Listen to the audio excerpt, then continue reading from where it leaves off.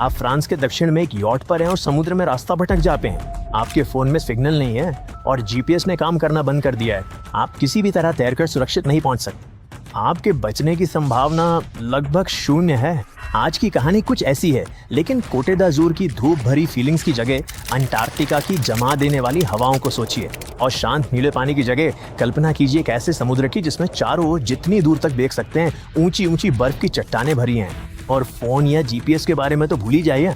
वैसे भी उस समय तो ये चीजें थी ही नहीं। तो हाँ, ऐसी किसी स्थिति से निकल पाना लगभग नामुमकिन है।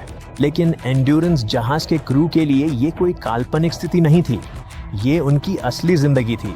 और फिर भी वे अपने जहाज को छोड़कर जिंदा बच गए। 100 साल से भी ज्यादा समय बाद वैज्ञानिकों ने आखिरकार उनका जहाज समुद्र की गहराइयों में ढूंढ निकाला। अब नई 3D इमेजेस की मदद से हम इस सबसे बड़ी असली जिंदगी की सर्वाइवल कहानी को फिर से जीवंत कर पा रहे हैं। ठीक है, शुरुआत से 1914 में एंग्लो आयरिश खोजकर्ता अर्नेस्ट शैकल्टन ने अपनी जिंदगी के सबसे साहसी अभियान के लिए 26 लोगों की टीम बनाई। अंटार्कटिका को पार करना। हम बात कर रहे हैं धरती के सबसे कठिन इलाकों की, एक जमी हुई वीरान जगह जहां भयंकर हवाएं चलती हैं, लंबी काली रातें होती हैं और तापमान -76 डिग्री फ़ारेनहाइट से भी नीचे चला जाता है। लेकिन एंड्योरेंस के क्रू के लिए वहां पहुंचना बस एक मजेदार सफर जैसा ही लगा। तो 8 अगस्त 1914 को उन्होंने अपनी पहली यात्रा के लिए जहाज रवाना किया और उसी साल अक्टूबर तक वे साउथ जॉर्जिया द्वीप पहुंच गए। वहां से वे आखिरकार अपने मुख्य लक्ष्य की ओर बढ़े, जो था अंटार्कटिका के तट पर वेडल सागर।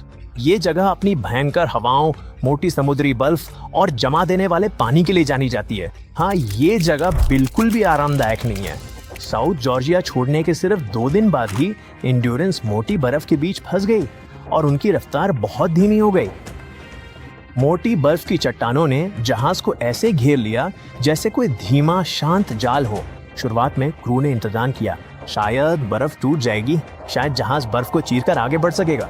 लेकिन दिन बीत गए, फिर हफ्ते, फिर महीने। जहाज फंस गया था, पूरी तरह से जमी हुई समुद्री बर्फ में अटका हुआ, हिल भी नहीं सकता था। फरवरी का महीना था।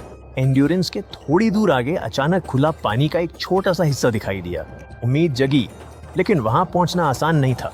जहाज अब भी ठोस बर्फ से घिरा हुआ था, रास्ता पूरी तरह से बंद था। कुछ बर्फ तो लगभग 18 फीट मोटी थी। क्रू ने पूरा दिन मेहनत की, बर्फ में एक संकरा रास्ता काटते हुए। अगले दिन उन्होंने फिर कोशिश की।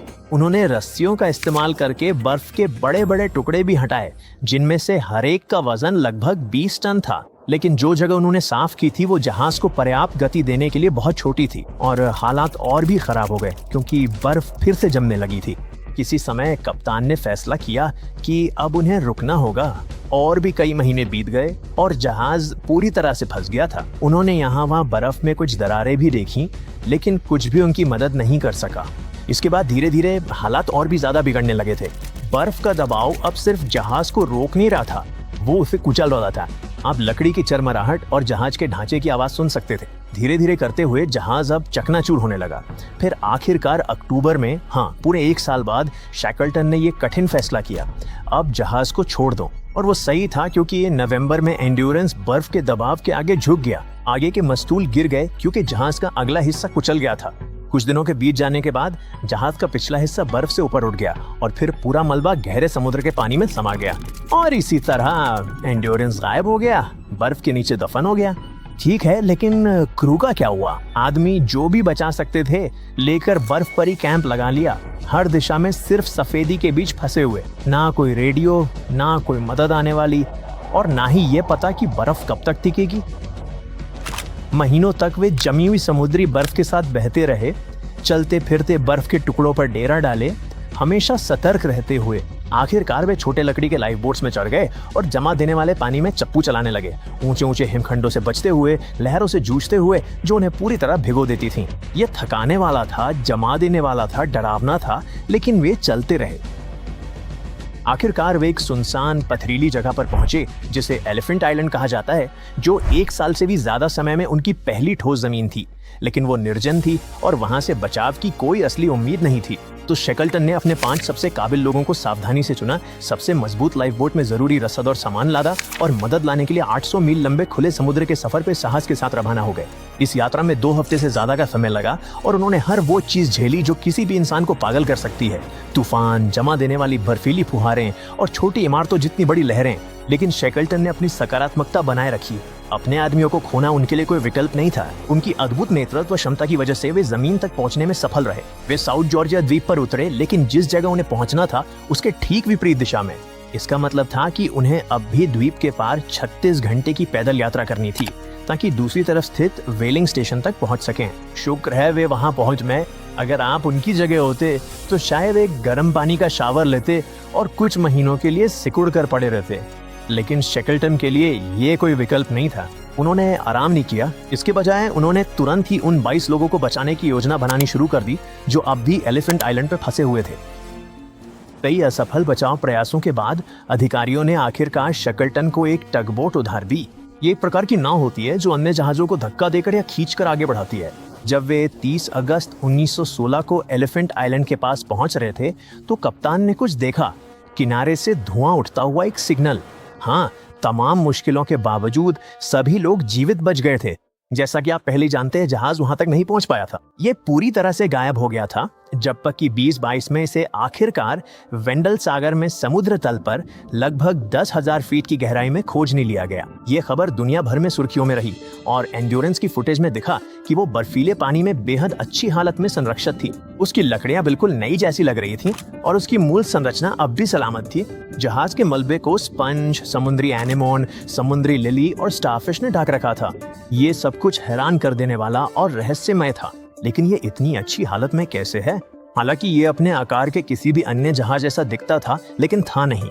एंड्योरेंस को कठिन बर्फीली परिस्थितियों में टिके रहने के लिए बनाया गया था। हर एक विवरण को अधिकतम मजबूती के लिए योजनाबद्ध किया गया था। जोड़ों और फिटिंग्स को मजबूती के लिए क्रॉस ब्रेस किया गया था। ये मोटे ओक और नॉर्वेजियन फर की तख्तियों से बना था और ऊपर से ग्रीन हार्ट नामक बेहद मजबूत लकड़ी से ढका हुआ था। जहाज का अगला हिस्सा बर्फ का सीधा सामना करने के लिए बनाया गया था। हर एक लकड़ी का टुकड़ा एक ही ओक के पेड़ से लिया गया था, जिसे जहाज की मोड़ के अनुसार आकार दिया गया था। यही वजह थी कि वे लोग बर्फ में इतने लंबे समय तक टिके रह सके। 2024 के अंत में विशेषज्ञों ने जहाज का पहला 3D स्कैन किया। उन्होंने हर कोन से मलबे का नक्शा बनाने के लिए पानी के नीचे चलने वाले रोबोट्स का इस्तेमाल किया और हजारों तस्वीरें ली।